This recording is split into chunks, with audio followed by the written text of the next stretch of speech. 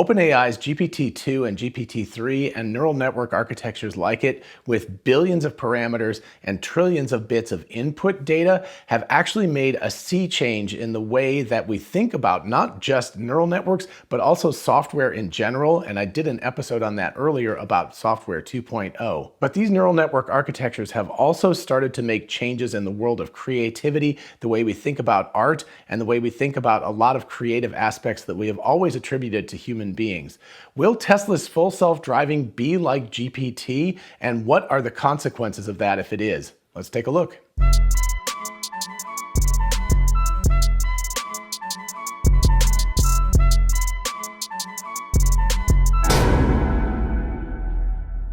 Hey y'all, it's Dr. Know-It-All. So first of all, I want to start by saying this episode is entirely speculative. It's all my speculation of what might be going on with all of this stuff. This is an idea that was inspired by Andrej Karpathy's talk with Lex Fridman recently, and if you haven't seen that video, it's excellent. And also, if you haven't seen my video about software 2.0, which was also inspired by that video, you should definitely check that out right up here when you get a chance to. But these ideas are definitely my own at this point and not, as far as I know, espoused by either Andrej Karpathy or Elon Musk or anybody at Tesla. I wanted to be clear about that because I don't want to put words in other people's mouths. This is definitely my own ideas. Anyway, with that said, let's think about GPT for a moment and how it's enabled a sea change, not just in language models, but also in creative art models.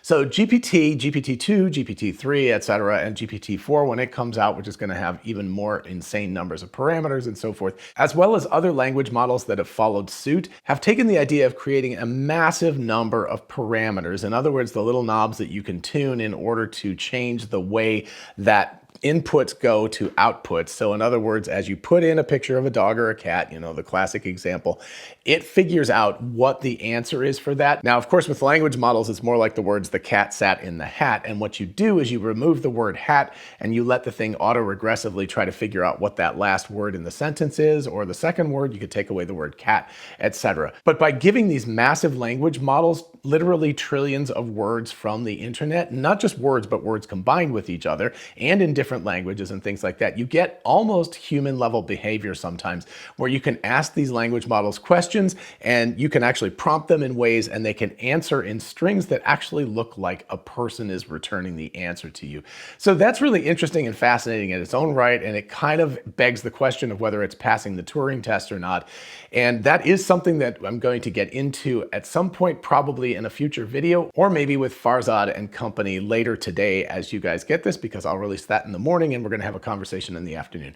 Anyway, I definitely want to talk about AGI, but today that's not really what I want to talk about. I want to focus specifically on how we might consider full self-driving as the GPT of the physical world. And if that's the case, what the consequences will be. So again, GPT is the idea that you have billions of parameters in this very complicated neural network architecture, and you feed it trillions of words of data in order. Well, think about what full self-driving is. I know it's multiple neural network architectures instead of just one or two, but basically what you've got is you've got a neural network Uber architecture or meta architecture, all of these things working together, which have billions of parameters, and then you're feeding it, you know, billions of miles, or if you break it down into frames, trillions of frames of information, and you're training on this, and you're redoing it and reworking the weights, et cetera, and trying to create something that's able to drive on its own. So what we've got in that case is a pretty strong correlation between GPT, which is a language model, which is supposed to predict the next word in a sentence, and a physical model where what we're trying to do is drive the next couple of meters along a road. And there's a lot of stuff going on and it's got to deal with that. Now, I personally believe that full self-driving is more complex than language models because there's a lot of stuff and it's also safety critical. If GPT makes a mistake and puts the wrong word there, nobody dies. But if the car makes a mistake and drives in the wrong place or hits somebody, somebody could be injured or perish. So it's much more safety critical what FSD is doing. But already at this point, I would say that full self-driving is on the equivalent of probably when we get to GPT-4. So it's actually better than GPT-3 in terms of its ability to handle the data that's being input to it. So we've got a language model that is able to predict words and create sentences that read like a human person. We've got a driving model that's able to predict the next multiple seconds and able to drive down a road in complex environments. Those two things seem to be fairly highly correlated with each other, and they use a lot of the same architectures too. So it's beyond what I would call casual correlation or just accidental correlation, and much more kind of not intentional, but rather a pretty strong causal correlative effect, because we've got similar architectures working in both of these neural networks. So if full self-driving is like GPT-3 or GPT-4, what does that actually mean? Well, it's transferring the domain of knowledge, human knowledge, from the sort of abstract internet linguistic idea directly into the physical world and being able to act on that and drive on it. And of course, interestingly enough, John Emmons' talk on forks and lane following and things like that specifically uses language models like GPT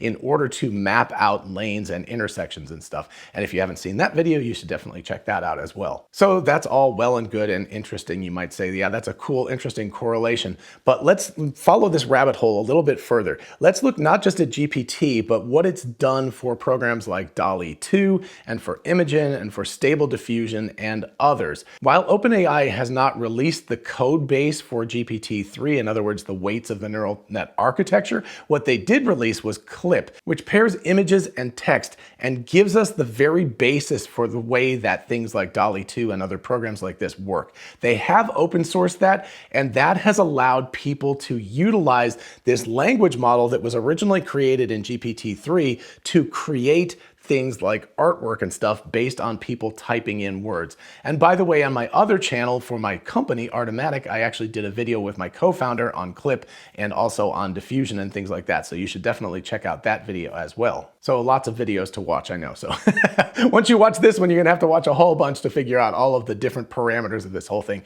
How does CLIP work? Well, what CLIP is it's a subset of GPT. It's not the whole thing. So you're not taking the 174 billion parameters or whatever. I believe that CLIP is on the order of 10 billion parameters. So, you know, it's an order or almost 2 orders of magnitude less than GPT. But what it does is it's able to do that correlation between text and images and therefore create things like frogs on stilts and so forth. And that's a pretty astounding and kind of unexpected outcome of training a language model, is that it's able to do other things like that, and it's able to do them in more distilled small packages rather than the original full thing. The other consequence of GPT is its name. It's Generative Pre-trained Transformer. So the transformer is the neural network architecture, and I've done a video on that as well if you want to watch that. But anyway, the pre-trained part means that you spend an awful lot of time and money and, you know, work trying to get this architecture working, and you train it up on kind of uncontrolled data. You just suck in the internet of text and you just train it on that. And so that takes massive supercomputing resources. But then what you can do is you can extract these smaller, you know, more specialized versions of this program, and they don't have to have nearly as many parameters. And since they're already fairly well tuned, you don't have to do nearly as much training anymore. So you can utilize a lot of these things with what's called few shot or one shot or even zero shot learning. So what that means is, you know, rather than having to feed it trillions of words, in order to teach it to do something very specific, you might only have to feed it 10,000 words or, you know, 50,000 words or something like that. And that has a profound effect, because what that means, if you open source these weights, so the weights are the magic, right? If you give people access to those weights, like in Stable Diffusion, if you get that from Hugging Face or wherever, you actually have access to something that it doesn't take that much data to fine tune and recast to do specific jobs that you want to do. For example, turning words into paintings and art that looks like photographs or paintings, etc. So now turning back to full self-driving, if we take this correlation between GPT and FSD, we could think of FSD as a generative pre-trained network. So GPF or something, GPFSD, it's taking in an unconstrained world, a ton of data, and it's tuning all of these knobs in this complicated architecture to very, very close to the correct values. And it doesn't even matter that full self-driving is not 100% workable yet. At this point, the values are so close that 99% of the time it's working properly. And that means that if you could take those weights and distill out pieces of this network, you could start to use it for other purposes. And of course, you could train these other architectures without nearly as much resources as had to be put in with the original model. So what are the consequences of this? One of them, the obvious consequence in my mind, is Optimus or Teslabot. And that is that Tesla is not going to have to retrain these networks from scratch. In fact, Andrej Karpathy's talked about this, and also we saw it at AI Day 2, and that is that we saw that Optimus was able to rework things. It was able to learn how to deal with the inside rather than the outside, right? Inside of a factory or a lab or something like that, as opposed to being outside on the street. Andrej Karpathy with Lex Friedman actually joked that at first they were going to try to do demos outside because the robot would understand parking lots and streets and things like that much better than it would understand interiors.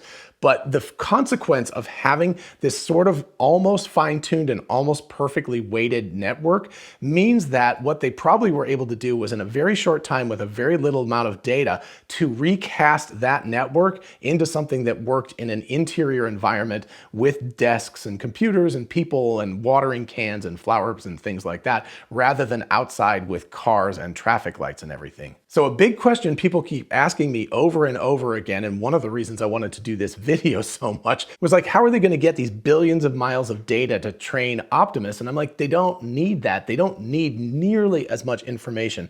Once you've got a network that works almost right, it's really, really close like that, you don't need nearly as much data, and you also probably don't need as big of a network if you just want to do pieces of it. Now, I don't know what Optimus is running. He may be running most of what they're running with full self-driving because he has a lot of different things he wants to do, but it's going to be able to train on a tiny fraction of the data that was used to train the original full self-driving weights. And so everybody talking about the fact that Optimus will never be able to be trained and it's going to take years and decades, and how are they going to do it? Are they going to have to put people inside the robot and move it around and things like that?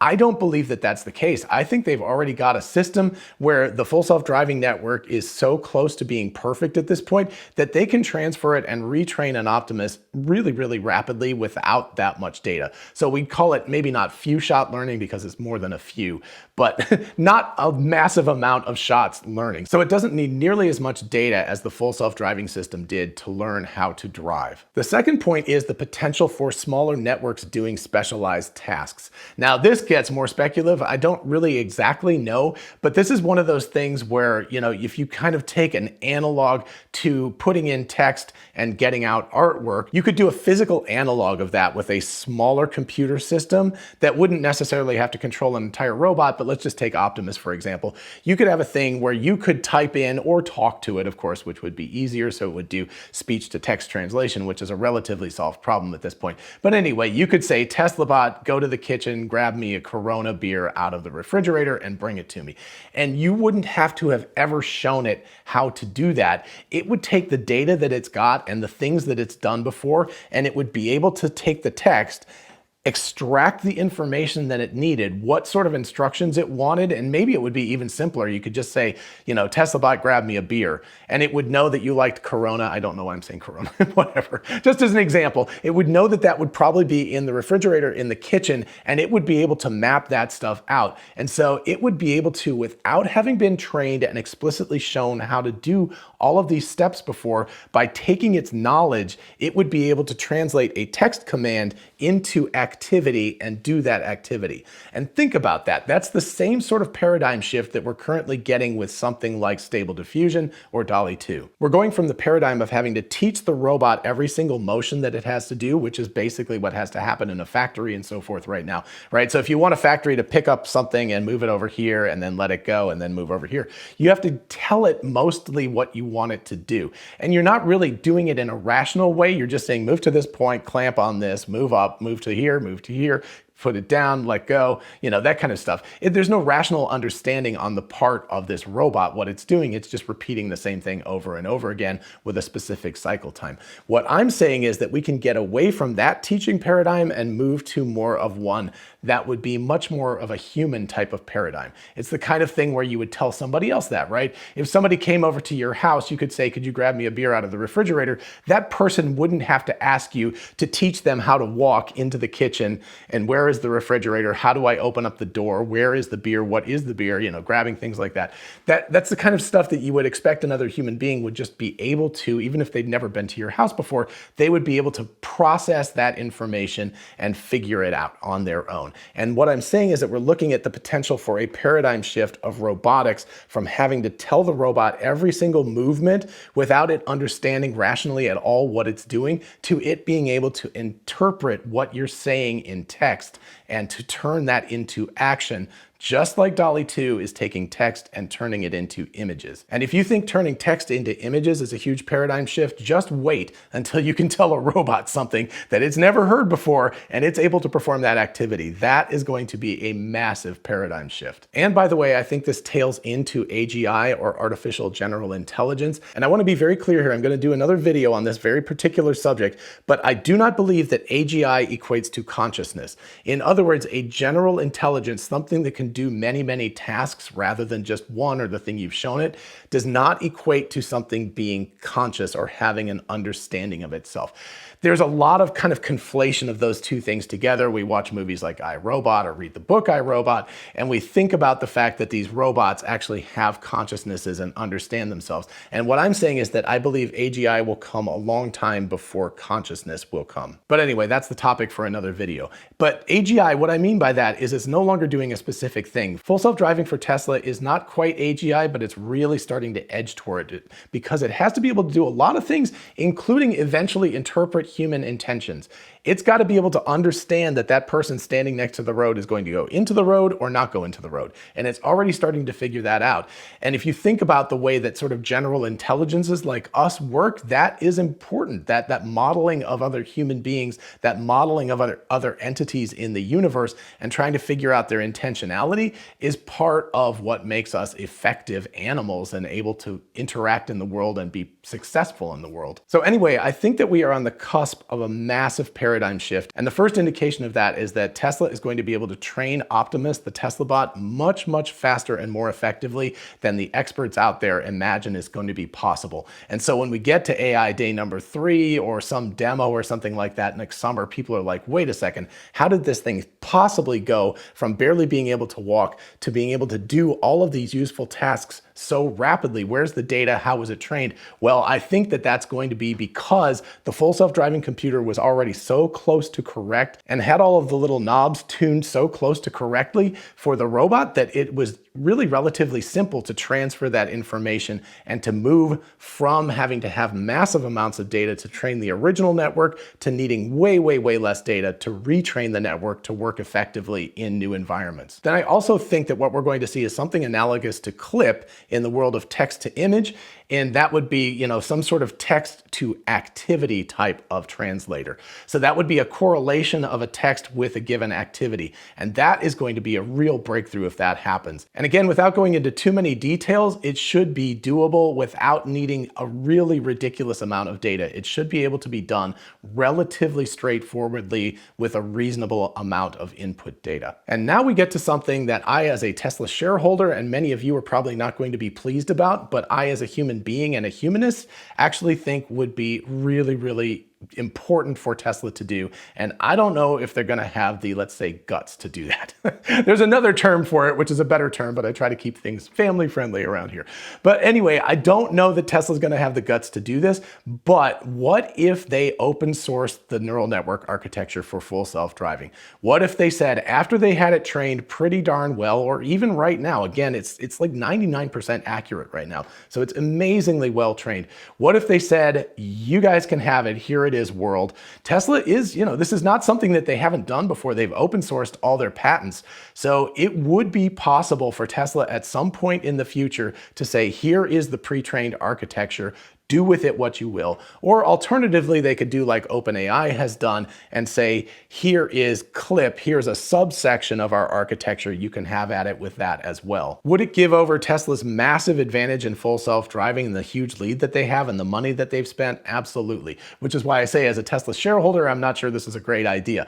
But as a human being, the potential for the actions that could be taken by open sourcing this, by turning it loose to the community. If you look what's happened with OpenAI's Clip, and then especially recently with Stable Diffusion, which has turned loose a lot more of these weights and made it easier for the community to interact with this software at a more basic level, the amount of progress has been incredibly dramatic. There have been so many things that have moved forward so much more rapidly than anybody probably could have imagined even a year ago, that I feel like, wow, if Tesla actually released the architecture, the weights for their full self-driving neural network, the world of action, the world of robotics, the world of the way that computers interact with the physical world could explode and change. It would not be as easy as, something like DALL-E, because we've already got computers that display images.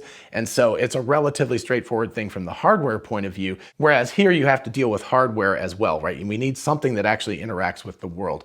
But even if Tesla waited several years until they had their Teslabot, their Optimus, out and was selling it to customers, and then they licensed out a portion of that neural network stack, which was pre-trained, to people who were developing things for Optimus, who knows, stuff to make it do different things, like, I don't know, swing on a trapeze or something like that. I'm not going to try to tax my brain to try to come up with all of the possibilities, because frankly, that's the whole reason why you would make this open source. It's like, what are the crazy ideas that people can have?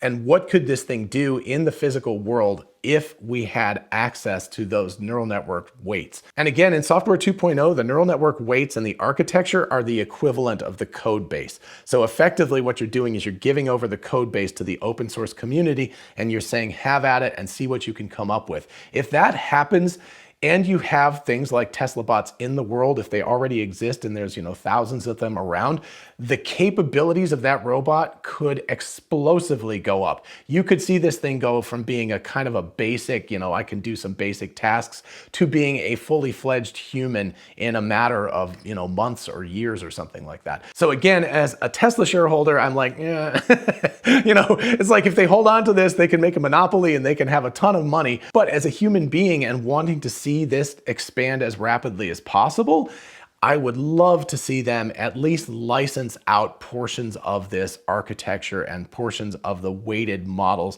that are there once they've got Optimus up and running, just to see what people can come up with. I think that would be fascinating. All right, so again, as I said, this was a highly speculative episode. I would be very curious to know what you think about all of this, whether it's even possible, whether my analogy, my correlation between GPT and full self-driving is a reasonable correlation, or if I'm just way off or something like that.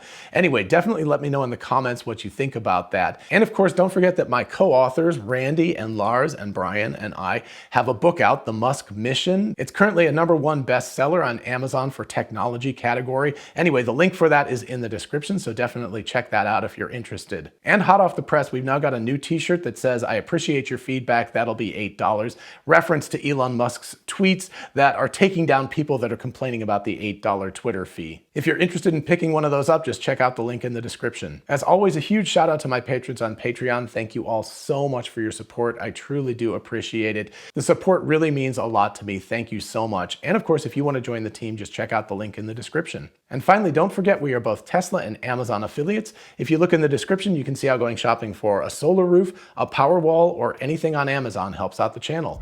In the meantime, I'll see you in the next one. Bye-bye.